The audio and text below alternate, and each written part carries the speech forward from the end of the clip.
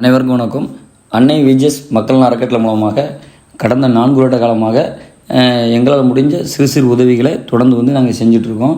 அப்போ நாங்கள் அந்த சாப்பாடு மதிய உணவு திட்டம்னு சொல்லிட்டு படிப்படியாக இன்றைக்கி 120 பேருக்கு நாங்கள் டெய்லி உணவு கொடுத்துட்ருக்கோம். அப்போ நாளுக்கு நாள் ஒவ்வொரு பகுதியிலுமே இருந்து உணவு தேவைப்படுதுன்னு அந்த கேட்கும் தாய்மார்கள் எண்ணிக்கை மட்டுமே அதிகமாகிட்டுருக்கு. ஏன்னா கேட்குற எல்லாருமே இப்போ 100 பேர் கேட்குறாங்கன்னா அதில் ஒரு 20 பேர் வேலைக்கு போகாமல் இருந்து கேட்டாலும் ஒரு 80 பேர்கள் முடியாமல், அதாவது வயதின் காரணமாகவோ இல்லை ஒரு வீட்டில் கணவன் இறந்தோ இல்லை மனைவி இறந்தோ அதனால் அங்கே தனித்து விடப்பட்டு, இல்லைனா அங்கே பிள்ளைகள் இறந்து அங்கே தனித்து விடப்பட்டு, அதேமாதிரி வேலைக்கு போக முடியாமல், அதேமாதிரி நோய் அவதிப்பட்டு, அதுக்கடுத்தில் அங்கே இயற்கையாகவே ஊனமுச்சு அல்லது இடையில ஆக்சிடெண்ட்டால் அங்கே வேலைக்கு போய் சாப்பிட முடியாமல் ஒரு நபர்கிட்ட கையேந்த நிலைக்கு தள்ளப்படுறாங்க.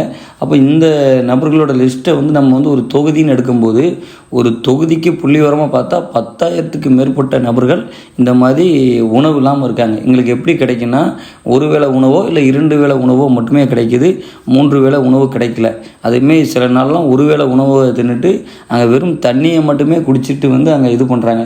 அப்போ நம்ம இந்த விஷயத்தை தெரியும் போது நாங்கள் அதை பார்க்குறோம். பட் இதுக்கான ஏன் இந்த முயற்சியை நம்ம பெருசாக எடுக்கலாமே நினைக்கும்போது எல்லாருமே ஒரு குறிப்பிட்ட லெவலை தாண்டி செய்யலை. இப்போ ஒரு அறக்கட்டளைனா ஒரு மாவட்டத்தில் செயல்படுது. ஆனால் தமிழ்நாடு முழுவதும் ஒரு அறக்கட்டளை, ஒரு உணவு அளிக்கிற அறக்கட்டளை தமிழ்நாடு முழுவதும் செய்ய முடியல. அப்போ எதுக்காக செய்ய முடியலன்னா, இதில் பண்டு, ஏன்னா பணம் இருந்தால் மட்டும்தான் செய்ய முடியும். 2வது ஆட்கள், ஏன்னா ஒரு சாப்பாடு செய்யணும்னா அதுக்கேற்ற மாதிரி டீம் அரேஞ்ச் பண்ணி சாப்பாடு கொண்டு போய் அதேமாரி தேடி போய் கொடுக்கணும். ஏன்னா ஒரு இடத்துலேருந்து ஒரு நார்மல், அதாவது ஒரு அன்னதானம் பண்ணும்போது அங்கே நார்மலாக எல்லோரும் வந்துடுவாங்க. ஆனால் இயலாத நபர்கள், அதாவது முடியாத நபர்களை தேடி போய் தான் கொடுக்கணும். அப்போ இதெல்லாம் சாத்தியம் இல்லாததுனால தான் ஒவ்வொரு இதுலேயும் கொஞ்சம் குறிப்பிட்ட நபர்களுக்கு அந்த அறக்கட்டளை மூலமாக கொடுக்காங்களே தவிர அதிகபட்சம் கொடுக்கல. ஏன்னா பண்டும் காரணம் இருந்தாலும் இந்த மெயின்டைன்ஸ் பண்ணுறது பெரிய ஒரியாக இருக்குது. அப்போ இந்த விஷயத்தை நாங்கள் தொடர்ந்து ஏரில் மட்டும் மையமாக பண்ணிகிட்ருக்கோம். ஆனால் எல்லா பகுதி உள்ளவங்களும் தொடர்ந்து கேட்கும்போது, ஏன்னா வேறு இதை பார்க்கும்போது நம்ம தொடர்ந்து கேட்குறத காதில் கேட்காம இந்த 4 வருஷம் தள்ளி வந்துட்டோம். ஏன்னா ஒவ்வொரு நேரமும் கேட்கும்போது காது கேட்காம போயிட்டோம். இருந்தாலும் மனசாட்சின்னு ஒன்று இருக்குது. அப்போது என்னென்னா, நம்மளை தாண்டி நம்ம ஒரு நிதி பரட்டுவோம். ஏன்னா இதுவரையும் முடிஞ்ச ஒரு அமௌண்ட்டை நாங்களும் போட்டு அதுபோக யாரையும் கட்டாயப்படுத்தாமல் நிதி பரட்டி தான் இதுவரையும் செஞ்சுட்டு இருந்தோம். ஆனால் இதுக்கு மேலே கஷ்டப்பட்டாலும் பரவாயில்ல, இல்லை நம்மளை யாரும் தப்பாக நினச்சாலும் பரவாயில்ல, அதாவது பிச்சை எடுத்தாது 4 பேருக்கு செய்யும். ஏன்னா ஒரு தொகுதிக்கு 10,000 பேர்னா அங்கே ரொம்ப காலம் இருக்க போகிறதில்ல. ஆனால் நிறைய பேர் பட்னியாக இருந்து தான் சாப்பிட்றாங்க. அதாவது எப்படின்னா, இன்றைக்கி நான் என்னோடய அனுபவத்தில் என்ன, அன்றைக்கி நானும் என் அண்ணனும் மட்டும்தான், எங்கள் வீட்டில் குடும்ப கஷ்டம்லாம் கிடையாது. இன்றைக்கி நான் கொழுப்பெடுத்து சில தேவையில்லாத சண்டை போட்டு நான் சென்னைக்கெலாம் வேலைக்கு போயிருக்கேன். அப்போ போகும்போது அந்த காலகட்டத்தில் நான் கஷ்டப்பட்டுருக்கேனே தவிர எங்கள் அம்மா இன்ன வரையும் எங்கள் அம்மா அப்பா எனக்கு கஷ்டத்தை கொடுத்தது கிடையாது. நான் நல்லா தான் வாழ்ந்தேன். அப்போ வாழும்போது எனக்கு ஒன்று தெரிஞ்சுக்கிட்டேன், நான் பட்னி என்பதை நான் பார்த்தது கிடையாது. அப்போ அந்த பட்னியாக இருக்கும்போது வலி தெரியும். ஏன்னா நான் சென்னையிலவே இருக்கும்போது ஒரு வயிற்றுக்கு அந்த சாப்பாடு கிடைக்காம அன்றைக்கி சாப்பிடாமல் இருந்தால் அந்த வயிற்றோட காந்தல், அந்த வயிறோட வலி எனக்கு தெரியும். அப்போது நான் என்ன நினைக்கிறேன், நம்மளும் வளரணும், 4 பேர் மாதிரி நம்மளும் நிறைய பேருக்கு உதவி செய்யணும்னு நினைக்கிறேன். அதேமாதிரி தான் இன்றைக்கி தொடர்ந்து கொஞ்சம் கொஞ்சமாக இது பண்ணி இன்றைக்கி ஒரு 120 பேருக்கு நாங்கள் டெய்லி உணவு கொடுத்துட்ருக்கோம். அப்போது என்னால் ஒரு நல்லா சாப்பிட்டுட்டு நல்லா இருந்த என்னாலேயே இது என்னால் சமாளிக்க முடியலன்னா, அங்கே கஷ்டப்பட்டு ஒரு வேளை உணவு தின்னும்போது அங்கே வயிறு எவ்வளோ காந்தோம். ஏன்னா இன்றைக்கி ஒவ்வொரு ஊரும் நம்ம இன்றைக்கி இருக்கோம், வீடு மேலே வீடு கட்டுறோம், மாடி மேலே மாடி கட்டுறோம், நமக்கு கார் இருக்குது, அது இருக்குன்னு நம்ம பெருமையாக ஒவ்வொரு விஷயங்களை பண்ணிகிட்ருக்கோம். ஆனால் இன்றைக்கி நம்ம ஊரில், நம்ம தெருவில் ஒவ்வொருத்தங்களும் நைட்டு தூங்கும்போது பட்னியாக தான், ஒவ்வொரு நொடியும் அந்த எப்படி சொல்கிறது, அந்த பசியின் தாக்கம் தாண்டி தூக்கம் தான் அங்கே படுக்கிறாங்க. இதை நினைக்கும் போது ரொம்ப மன வருத்தமாக இருந்துச்சு. அப்போ என்னாலும் பரவாயில்ல, நம்ம முயற்சி எடுப்போம். ஏன்னா நம்மகிட்ட பணம் தான் இல்லையே தவிர, ஆனால் முயற்சி இல்லாமல் இல்லை. ஏன்னா இன்றைக்கி என்கிட்ட பணம் இல்லை, ஆனால் முயற்சி இருக்குது. அப்போ அந்த முயற்சி எடுப்போம், நம்மளால் இன்றைக்கி ஒரு ஆல்டர்னேட்டிவை உருவாக்க முடியும்னு சொல்லி தான் இன்றைக்கி தமிழ்நாடு முழுவதும் 234 தொகுதியிலையும் இந்த ஒவ்வொரு தொகுதிக்கும் 10,000 பேர், கிட்டத்தட்ட இன்றைக்கி அப்படி பார்த்தா ஒரு 20 லட்சம் பேருக்கு மேலே நம்ம உணவு கொடுக்கணும்.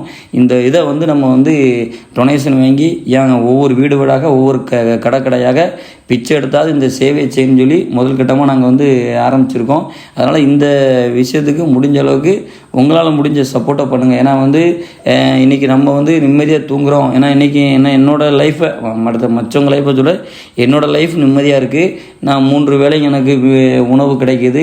நான் நல்லா இருக்குன்னு நினைக்கிறோட என் ஊரில் இப்போ நான் இருக்கிற ஏரல்லையே கம்பல்சரி 200 பேருக்கும் மேலே நிறைய பேர் அந்த உணவு தூங்காமல் தான், அதாவது சாப்பாடு இல்லாமல் தான் நைட்டு வந்து தூங்குறாங்க. இது வந்து ஏரல் மட்டும் இல்லை, ஒவ்வொரு தொகுதியிலையும் இதுதான் நிலைமை. அப்போ இந்த நிலைமையை மாற்றணுன்னா அதுக்கான முயற்சியாவது பண்ணணும். நான் வந்து மற்றவங்கள மாதிரி இப்படி இருக்குது அப்படி இருக்குதுன்னு நினச்சிக்கிட்டு ஒரு டைலாக் அடிக்கிறத விட்டுட்டு களத்தில் இறங்கி ஏதாவது செய்யணும், நம்மளால் முடிஞ்ச உதவி செய்யணும் என்ற ஒரு எண்ணத்தில் இப்போ கலங்கண்டிருக்கோம். இப்போ நாங்கள் வந்து இந்த சிறுவண்ண தொகுதி மட்டும் இல்லாமல் 234 தொகுதியிலையும் இருக்கிற மொத்த லிஸ்ட்டு எத்தனை பேர் இருக்காங்க, சாப்பிடாமல் எத்தனை பேர் இருக்காங்க, எத்தனை ஒரு நாளைக்கு அவங்களுக்கு 3 வேளை உணவு கிடைக்குதா, இல்லை எத்தனை வேளை உணவு கிடைக்கி மீதி வேலையை நம்ம எப்படி கொடுக்கணும் என்ற ஒரு இதில் DJMK உணவு, அதாவது இல்லம் தேடி உணவு திட்டம் என்ற ஒரு விஷயத்தை உருவாக்கி இதுக்காக வந்துன்னா இப்போ நம்ம ஒரு அறக்கட்டளையே ஒரு லெவல் தாண்டி பண்ண முடியாது. அதனால் இதுக்காக ஒரு தமிழக ஜனநாயக மக்கள் கழகம்னு ஒரு கட்சியும் பதிவு பண்ணி அதுக்கான வேலையும் நடந்துகிட்ருக்கு.